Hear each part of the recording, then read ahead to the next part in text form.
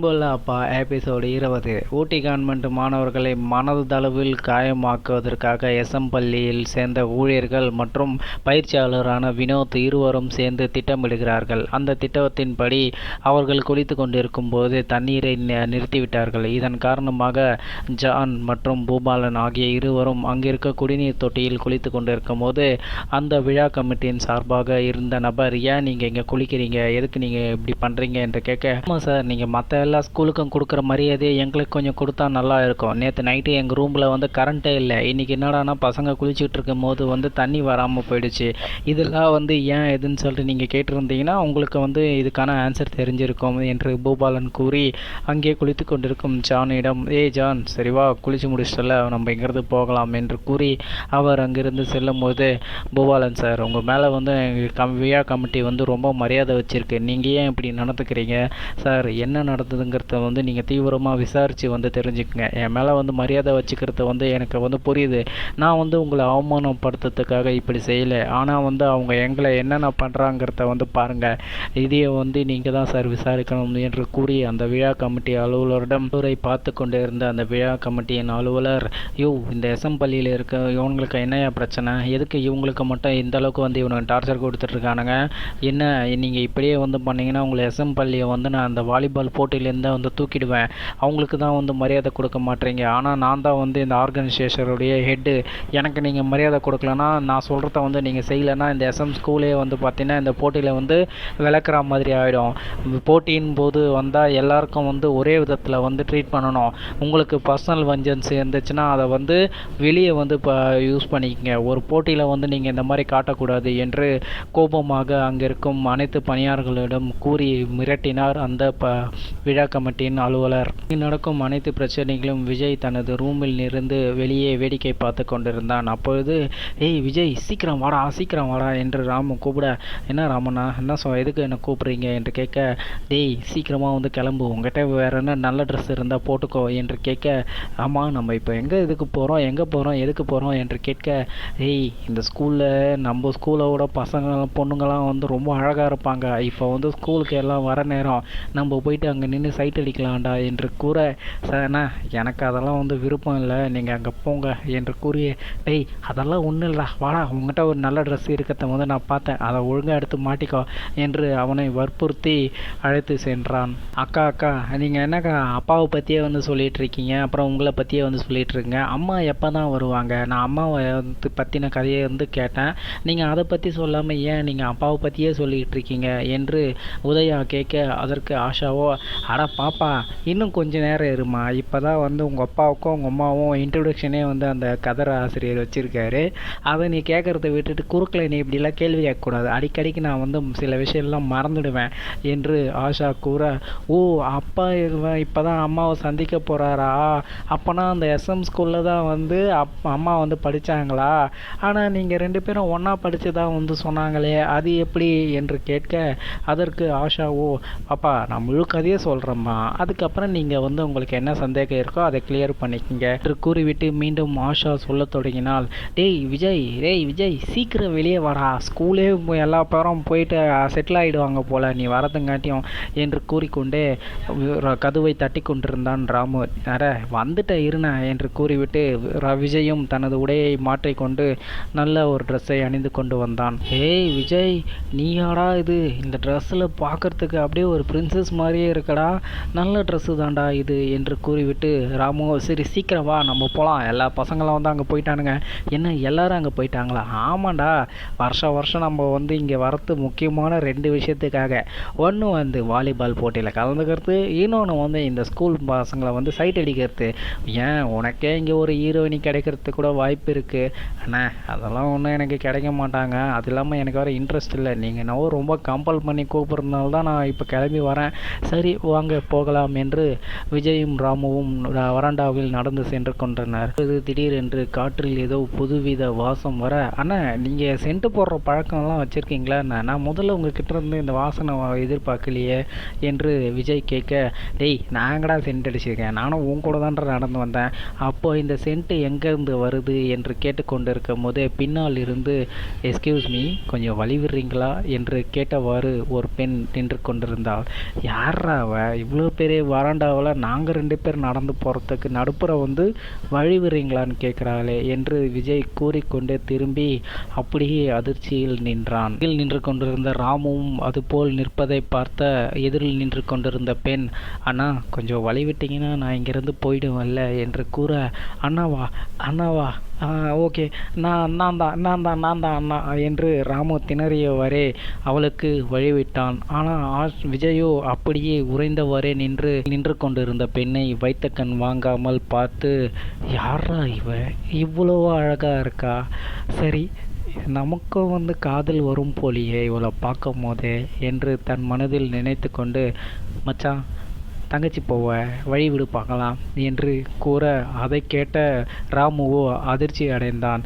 என்னடா மச்சான்னு கூப்பிட்றான், இவ்வளோ நேரம் என்ன அண்ணான்னு கூப்பிட்டுக்கிட்டு இருந்தான், இப்போ என்ன இவன் மச்சான்னு திடீர்னு கூப்பிட்றான் என்று தன் மனதில் நினைத்து கொண்டு வழிவிட்டு அவள் மெதுவாக அங்கிருந்து நடந்து சென்றாள்.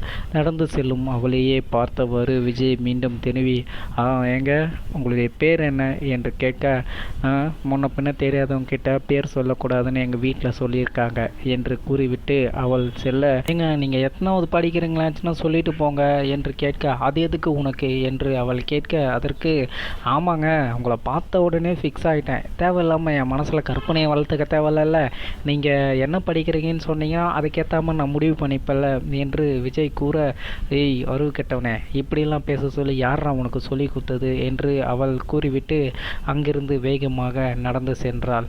ஏய் ஏண்டி இவ்வளோ லேட்டாக வர என்று கேட்க, அங்கே எதிர 2 பேர் நின்றுட்டு இருந்தானுங்கடி, அவனை தான் என்னை ரொம்ப தொலை பண்ணிகிட்டு இருந்தானுங்க என்று கூறிவிட்டு விஜயை கை காட்டி, இவன் என்கிட்ட என்ன பேர் என்ன கிளாஸுன்னு வேற கேட்குறான்டி, இவன் என்ன பண்ணுறதுனே எனக்கு தெரியல என்று கூற, அதற்கு அந்த பெண்ணும், ஏண்டி உன்னை இந்த ஸ்கூலில் இருக்கவனுங்க தான் துரத்தி லவ் பண்ணுறானுங்கன்னு பார்த்தா இப்போ வெளியூர் ஸ்கூலில் இருந்து வேற ஒன்றும் பேர் கேட்ட விரட்டுறானுங்களா என்று அவள் கேட்க, என்னது வெளி ஸ்கூலா என்று அவள் கேட்க, ஆமாம் அவங்க போட்டுக்கிற ட்ரெஸ்ஸை பார்த்தாலே தெரியல அவனுங்க இந்த ஸ்கூலா இல்லை வெளி ஸ்கூலா, நம்ம ஸ்கூலில் வாலிபால் மேட்ச் நடக்க போதில்லை அதுக்காக வந்திருக்கானுங்க என்று கூற, அதை கேட்டு அவளோ மீண்டும் விஜயை திரும்பி பார்த்துவிட்டு அங்கிருந்து நடந்து சென்றாள்.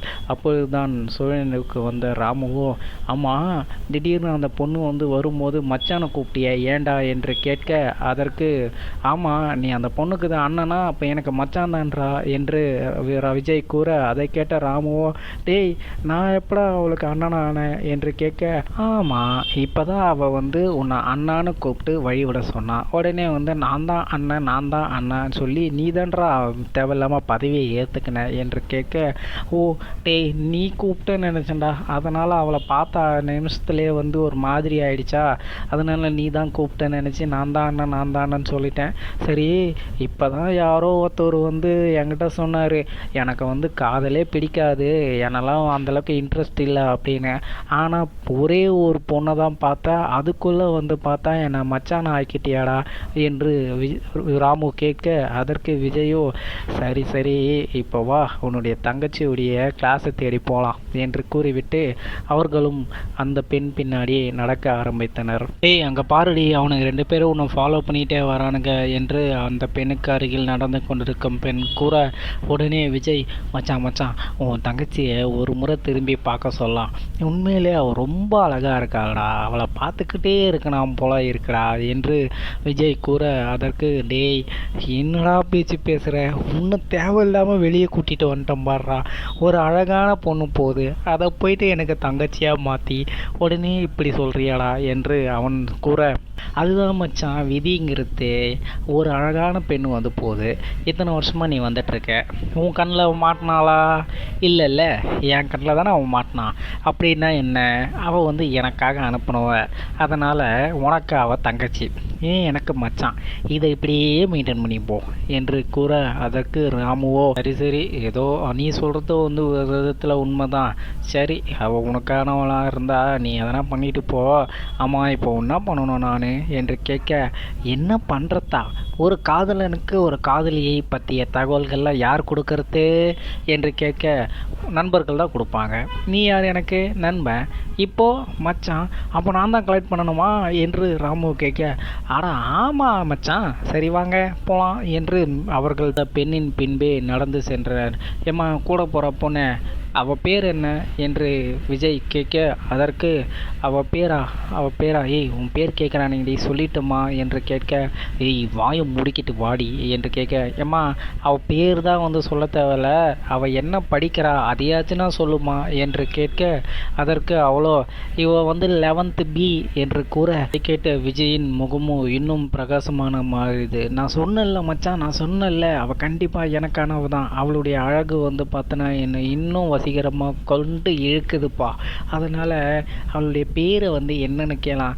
ஏம்மா பாப்பா அவள் 11th Bன்னு சொன்னேன், அவளுடைய பேரை கொஞ்சம் சொன்னால் இன்னும் யூஸ்ஃபுல்லாக இருக்குல்ல என்று கேட்க, சார் அவள் வந்து என்கிட்ட சொல்லக்கூடாதுன்னுட்டா. சரி ரொம்ப வருத்தப்படாதீங்க, எங்கள் கிளாஸ் வந்துடுச்சு, நான் அந்த கிளாஸுக்கு போகிறேன் என்று கூறிவிட்டு அவர்கள் உள்ளே நுழைந்தனர். இது ஜன்னலின் வழியாக அந்த பெண்ணையே வேடிக்கை பார்த்து கொண்டிருந்த விஜய் சிறிது நேரத்தில் ராமு டி வாடா நம்ம இங்கே சீக்கிரம் போயிடலாம் என்று கூற, ஆனால் இருமச்சான் அவனுடைய தங்கச்சியுடைய அழகை வந்து பார்த்து ரசிச்சிட்டு இருக்கேன், என்ன எதுக்கு நீ தேவையில்லாமல் தொல்லை பண்ணுற என்று கேட்க, டேய் நம்ம இப்போ எந்த இடத்துல தெரியுமா இருக்கோம், நம்ம கூட வந்து ஆப்போனண்ட்டாக விளையாட போகிறானுங்களே அந்த பசங்க இருக்கிற கிளாஸில் தான்டா இருக்கோம். அவனுங்க காலையிலேருந்து நமக்கு என்னென்ன டார்ச்சர் கொடுத்தானுங்கிறது உனக்கு தெரியல. நீ என்னடானா அந்த கிளாஸ் பொண்ணையே ஃபாலோ பண்ணிக்கிட்டு அவனுங்க ரூமுக்கே வந்திருக்கடா.